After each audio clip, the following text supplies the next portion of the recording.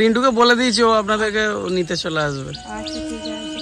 ওই সিঁড়িটার কাছে গিয়ে দাঁড়াবেন, যে ওভারব্রিজটা এখানেই পড়বে কাছাকাছি। যাবে সময় করে? হ্যাঁ যাবো, বুবলু সাবধানে যান। হ্যাঁ মামা যাবো, মামা। হ্যাঁ ব্যাগ তুলে দিচ্ছি আমি। হ্যাঁ বনিতার সঙ্গে দেখা হলো না ও তো? স্কুল থেকে চলে আসবে একটু পরে। আজকের ওয়েদারটা তো ভালো আছে, আবার কালকে বৃষ্টি হওয়ার কথা বলছে। হ্যাঁ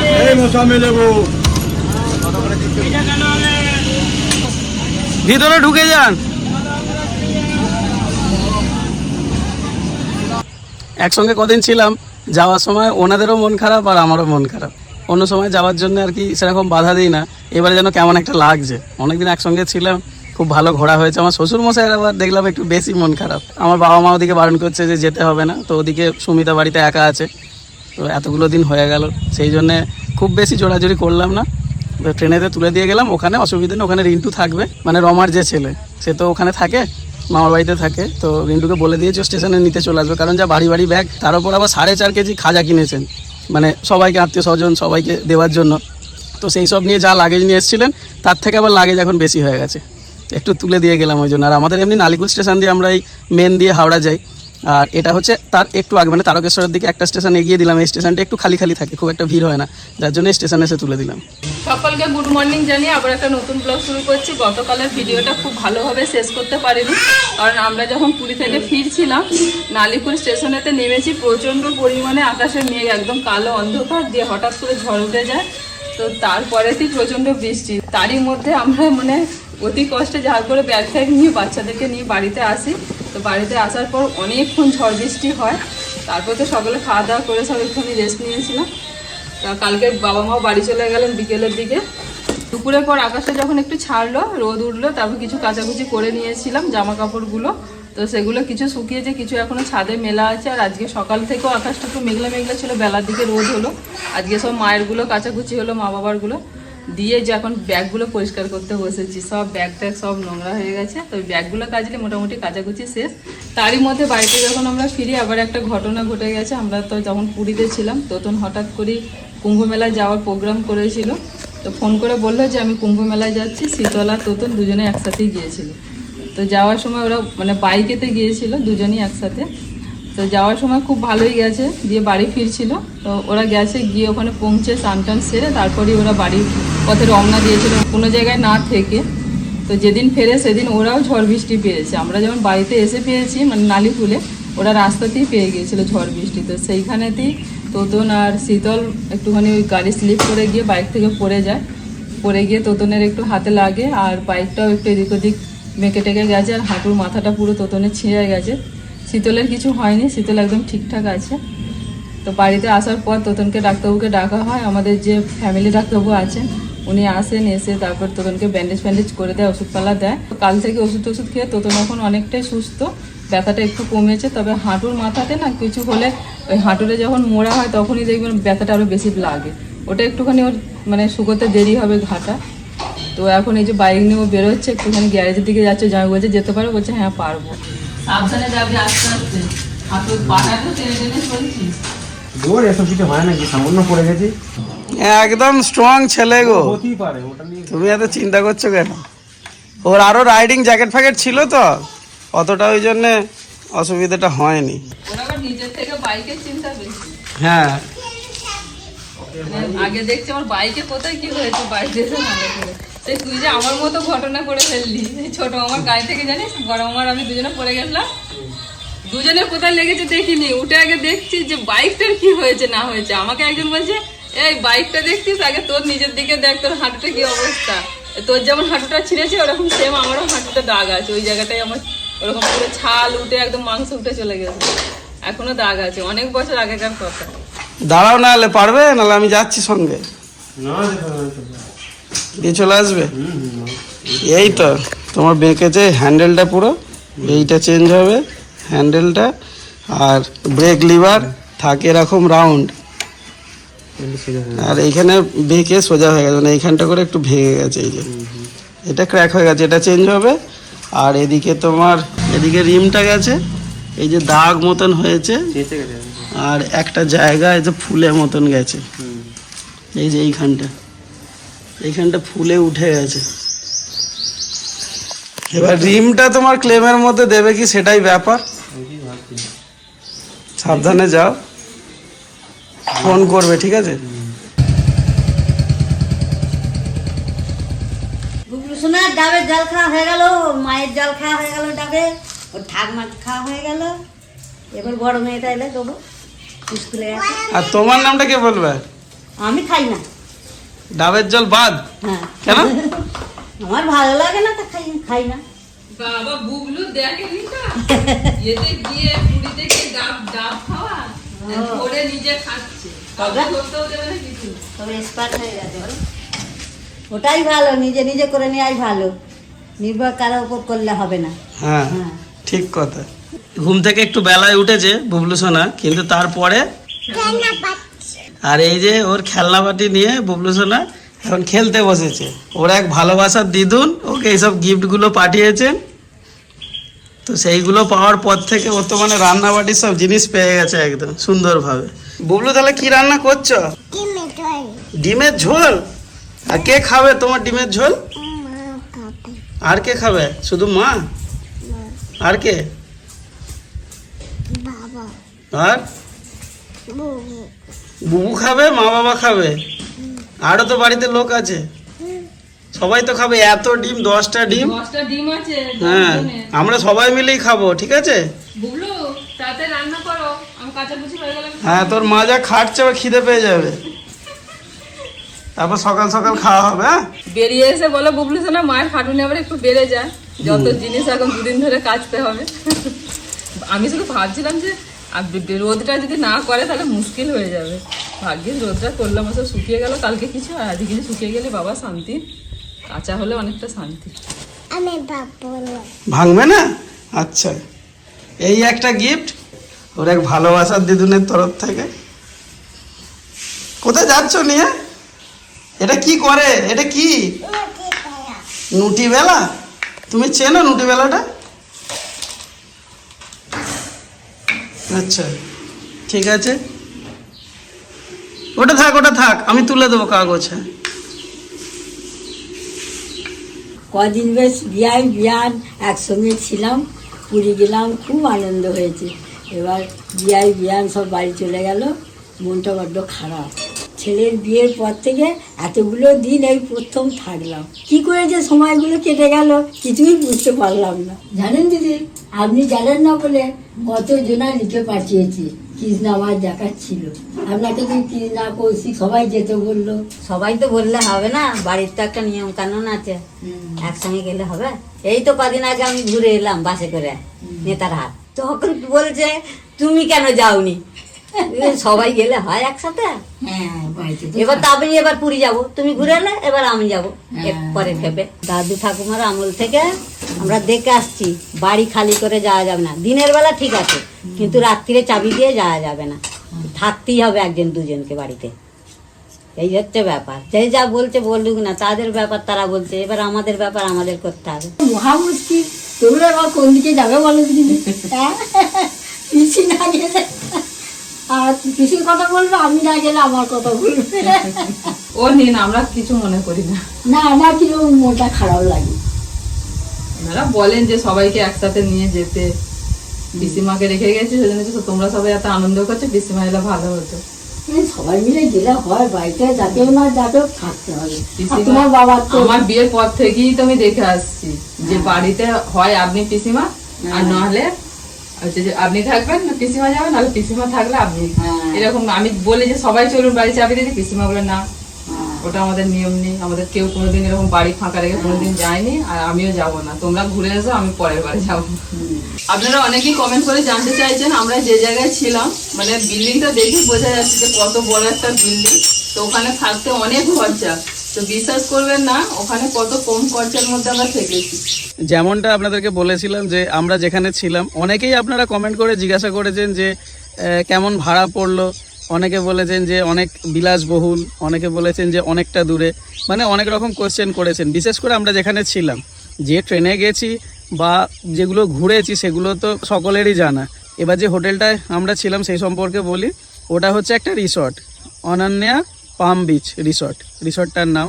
আর ওটা আমরা বুক করেছিলাম MMT থেকে, মেক মাই ট্রিপ থেকে আমি বুক করেছিলাম। আমাদের 3 নাইটস বুকিং ছিল, যার জন্য আমাদের ভাড়া পড়েছিল হচ্ছে 5100 কত টাকা এরকম কিছু। আর আমাদের ওটার ভাড়া পড়েছিল ওই 1450 টাকা করে এরকম ভাড়া পড়েছিল, সামান্য কিছু ট্যাক্স মিলিয়ে। মানে টোটাল আমাদের 3 নাইটসের জন্য ওই অ্যাপার্টমেন্ট আমাদের পড়েছিল এই 5100 কত টাকা বা এরকম 200 কত টাকা, ঠিক মানে এক্স্যাক্ট মনে পড়ছে না, একটু দেখলে বলতে পারবো আর কি অ্যাপটাতে গিয়ে। তো যাই হোক ওরকমই ভাড়া পড়েছিল, এমন কিছু খরচ পড়েনি। অনেকে আবার অনেকভাবে মানে ক্রিটিসাইজও করেছেন, আমি তো এগুলোকে মানে একটু কনস্ট্রাকটিভ ক্রিটিসিজম হিসেবেই নিই। যেমন অনেকে বলেছেন যে এত দূরে রাখার প্রয়োজন কি, বয়স্ক বাবা মায়েদেরকে নিয়ে গেছো, এতটা ট্রাভেল করতে হচ্ছে। তো আপনাদেরকে বলি, প্রথমত হচ্ছে দামটা তো ম্যাটার করেই, কারণ 5200 টাকায় যদি ধরি, 5200 টাকায় ওরকম অ্যাপার্টমেন্ট পাওয়া মুশকিল। যেহেতু ওটা স্বর্গদ্বার বা লাইট হাউস থেকে ওই টোটোতে মিনিট 10 লাগে যেতে, অতটা দূরে, সেই জন্যই এই প্রাইসটা পাওয়া যাচ্ছে। আর কিছু অফার টফারও সবসময় চলতেই থাকে, এটা ওটা সেই সব দিয়ে আর কি ডিসকাউন্ট করে ওই প্রাইসটা এসেছে। আর আমার বাবা মা বলেছিল একসঙ্গে যদি থাকা যায় তাহলে ভালো হয়। একসঙ্গে থাকতে গেলে তো অ্যাপার্টমেন্ট নেওয়াটা বেশি দরকারি ছিল। আরেকটা বিষয় হচ্ছে, আমি বিভিন্ন হোটেলে কথা বলে দেখেছিলাম যেগুলো আর কি কাছাকাছির মধ্যে বিচের, তো তারা তো অত্যাধিক ভাড়া বলছে। আরেকটা বিষয় হচ্ছে, যেখানেই আমি জিজ্ঞাসা করছি মানে 3টে রুম আমাদেরকে নিতে বলছে, মানে 2টো রুমও দিতে চাইছে না। কেননা আমাদের অ্যাডাল্ট ছিল 6 জন, তারপর হচ্ছে বর্ণিতা ছিল, ওকেও প্রায় ধরছে অ্যাডাল্ট হিসাবেই, যেহেতু বড় হয়ে গেছে, লম্বায় বড় হয়ে গেছে। হ্যাঁ, তো ওকেও সেইভাবে হিসেবে ধরে নিচ্ছে যে 7 জন হয়ে গেল। তো 7 জনের জন্য 2টো রুম অ্যালট করছে না। আবার বুবলু আছে, 2 জন অ্যাডাল্ট, একটা বাচ্চা, এইটা হচ্ছে একটা রুম দিচ্ছে। তার মানে হিসেব মতন আমাদের বেশিরভাগ জায়গাতে আমি কথা বলে দেখলাম 3টে রুম নিতে হচ্ছে। আর বিচের কাছে নিলে একটুখানি কস্টলিও হয়। ধরুন 1500-2000 টাকা যদি ভাড়া হয়, তাহলে আমার একদিনের ভাড়া পড়বে 2000 টাকা ভাড়া হলে 3টে রুমের হচ্ছে 6000 টাকা। তাহলে তো 6000 টাকা করে বুকিং করলে আমার 3 নাইটসের জন্য 3-6-18,000 টাকা। বুঝতেই পাচ্ছেন কতটা ডিফারেন্স। আর একটা ব্যাপার হচ্ছে, সব জায়গায় কিন্তু ওই যে রান্না করে খাওয়ার ফেসিলিটিটা নেই, বড় বড় যে হোটেলগুলো সেগুলোতে ফেসিলিটিটা নেই। তো সেটা একটা গেল, কারণ আমার বাবা মা প্রতিদিন ওই হোটেলের মধ্যে খাওয়া দাওয়া খেতে পারবেন না, ওনাদের একটু শারীরিক প্রবলেম থাকে। তারপর বেড়াতে এসে একটু রিচ বাইরে খাওয়া, এগুলো একটু সমস্যা। তাও আমরা ডিনারটা কিন্তু বাইরেই করেছি প্রতিদিন, কেননা ওখানে গিয়েও যদি কন্টিনিউ 3 বেলা রান্না করতে হয় তাহলে কারোরই ভালো লাগে না। তো বাবা মা আমাদেরকে বললো যে তুই একটা টাইম বাইরে খাই, ঠিক আছে, 2টো টাইম সকালেরটা আর দুপুরেরটা কৃষ্ণা রান্নাবান্না করছিল, দেখেছেন আপনারা। তো এইসব মিলিয়ে আমরা দেখছিলাম যে একটা টাকার তো ব্যাপার আছেই। আমরা যেখানে ছিলাম ওটা মোহনা থেকে আরেকটু যেতে হয় 500 মিটার মতন। তো ওখান থেকে আমাদের যে লাইট হাউস পর্যন্ত আসতে আমাদের ওই ধরুন কখনো 100 টাকা, কখনো 150 টাকা এরকম করে ভাড়া নিচ্ছিল। তো 100-150 টাকা ভাড়া দিয়ে আমরা কয়েকবার এসছি মাত্র। বাকি তো মন্দির যেতে গেলে আপনাকে লাইট হাউস থেকে বা স্বর্গদ্বার থেকে, সেখান থেকে আপনাকে টোটো বা অটো করতেই হবে, তো সেখানে তো ভাড়া লাগবেই। স্টেশন যেতে গেলে সেখানে তো ভাড়া লাগবেই। এবার একটু সামান্য এদিক ওদিক, আমি চেষ্টা করি সব দিকটাই ঠিকঠাকভাবে ম্যানেজ করার।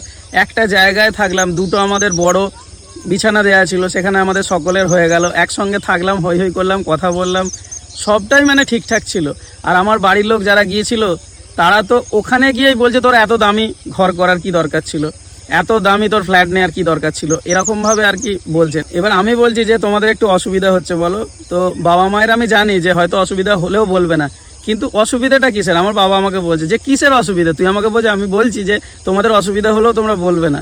তো আমার বাবা বলছে, আমার শ্বশুর মশাই শাশুড়ি বলছেন যে তুই বোঝা আমাকে কিসের অসুবিধে, 10 মিনিট টোটোয় চেপেছি বলে আমরা কি সোনার চামচ মুখে দিয়ে জন্মেছি? মানে আমার বাবা এরকম বাবা আমাকে বলছে যে আমরা কি সোনার চামচ মুখে দিয়ে জন্মেছি না এখন আমরা সেইভাবে বসবাস করি, না তুই করিস না আমি করি, এইভাবে আমাকে বোঝাচ্ছে। তো অসুবিধা হওয়ার কিছু কথা নয়, এটা হাঁটা রাস্তা নয় যে 2 কিলোমিটার হেঁটে হেঁটে এসছে গেছে, এরকম কিছু ব্যাপার নয়। একদম ওই অ্যাপার্টমেন্টের বাইরে সবসময় টোটো অটো অপেক্ষা করছে। স্পেশালি মানে ওই অ্যাপার্টমেন্টে অনেক লোক ভাড়া থাকে, যার জন্য ওখান থেকে বেরিয়ে সঙ্গে সঙ্গে আপনি সামনেই দেখতে পাবেন সবসময় 2-3টে টোটো অটো ওখানে ওয়েট করেই যাচ্ছে প্যাসেঞ্জারদের জন্য। আর একটা জিনিস ওখানের আমি বলবো যেটা আর কি মানে খুব একটা ভালো লাগেনি, সেটা হচ্ছে যখন আমি বুক করলাম ওখানে না একটা অপশন দেখাচ্ছিল, বিশেষ করে ওইটা দেখে বর্ণিতার খুব আর কি পছন্দ হয়েছিল, সেটা হচ্ছে সুইমিং পুল। তো ওই বিল্ডিংয়ের ছাদে সুইমিং পুল ছিল, সেটা লেখাও ছিল আমাদের যখন বুকিং করি, তার মধ্যে লেখা ছিল swimming pool, shared swimming pool হিসেবে এরকম লেখা ছিল।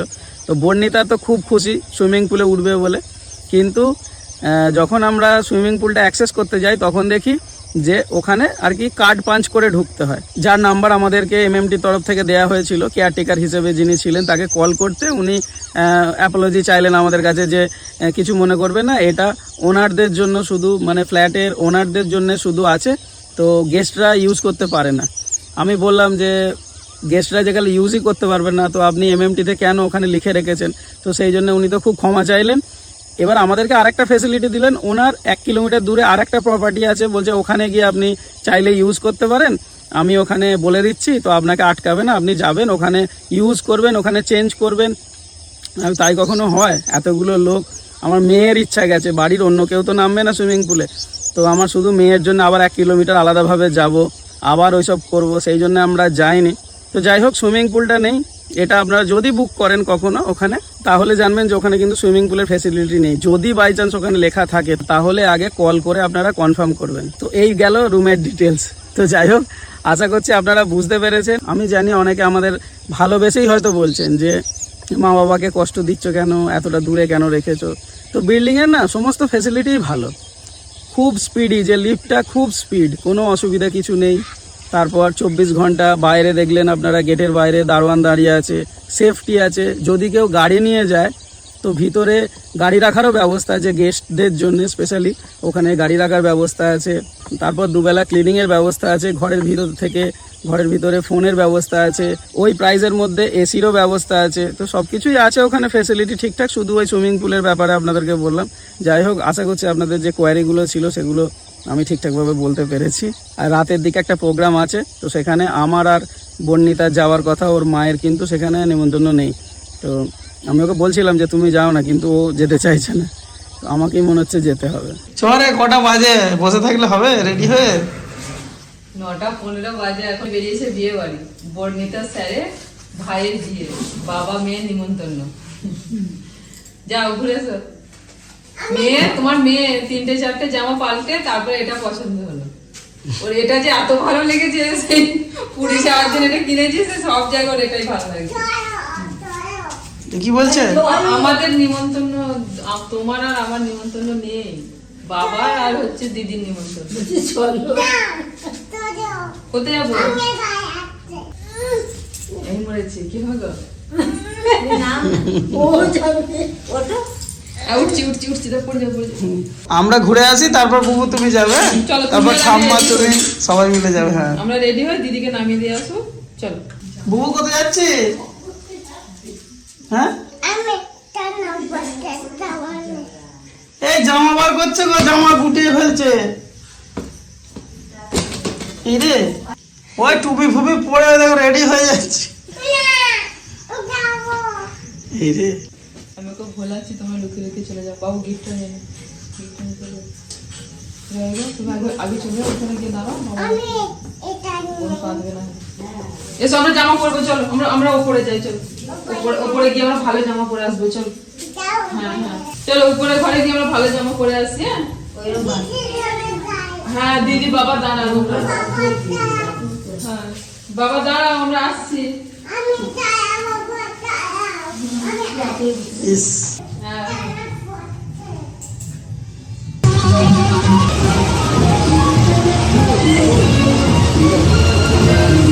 আপনার ছাত্রীর সঙ্গে দেখা করেন কখন হলে?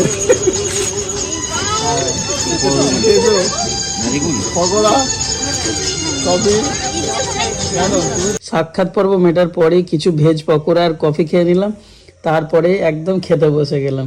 প্রথম থেকে শেষ পর্যন্ত একটা নান পুরি আর একটুখানি ছোলে ভাটুরে নিয়েই বর্ণিতার কেটে গেল। তো আজকের ভিডিওটা কেমন লাগলো কমেন্ট করে জানাবেন। নেক্সট ভিডিওতে আপনাদের সঙ্গে আবার দেখা হচ্ছে। আজকের মতো নমস্কার।